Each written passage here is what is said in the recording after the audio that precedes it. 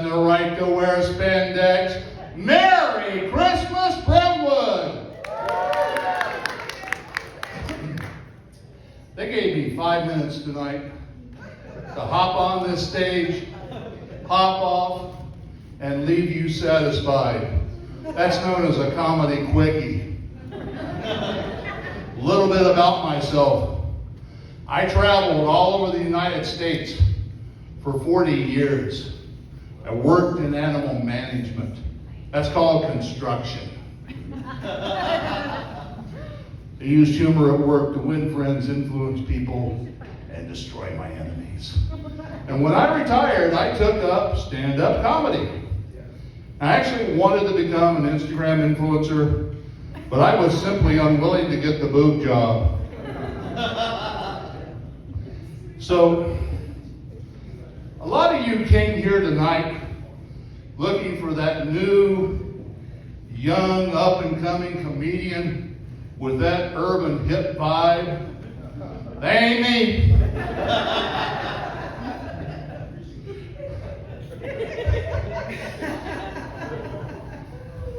And so, I know what I got. So, my wife and I, we have been married for 42 years. Give it up. And people ask me all the time, how do you do it?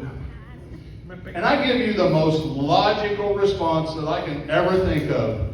You haven't seen me naked. You didn't have to laugh. But when you're married that long, you get a higher level of communication. This happened just the other day. You see, I'm up in the morning and I turn on our electric teapot and the water's going and I start my Tai Chi workout. Yeah, I know, I'm a man of surprises. And just about the time that water starts to boil, I hear a rapping in the wall. And a rapping in the wall. And it sounds intelligent. And it's freaking me out. And I'm going back and I'm thinking about some of them dear old saints growing up in the South in church. Oh, you doing that Asian yogi size, you done summoned the demon. You deserve this. About 2 minutes later, my wife walks into the kitchen, mad as a hen, because she had been knocking on the bathroom wall, SOS, SOS, I'm out of toilet paper. So I'm going to finish with a little story here. My wife and I love to travel. And so men my age, we develop what I call a leakage problem. And to solve that, we wear a pee pad. So not too long after I had developed this little issue, we were going on a trip. So I got up in the morning, put on my pee pad, didn't think anything of it. We get to the airport. I go through TSA, you know, that stands for tension, stress, and anxiety.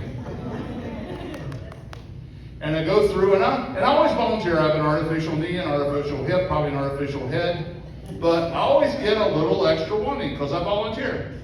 So I go through the metal detector and I get my little extra wanding. And then this guy starts to go around my groin in a circle with the wand. And then he starts to pat in a circle around my groin. And I'm going, what the heck is going on? I turn around me. On the computer screen, there's an outline of my body, and over my groin area, a white rectangle. And at that moment, I knew I was a suspected pee pad terrorist.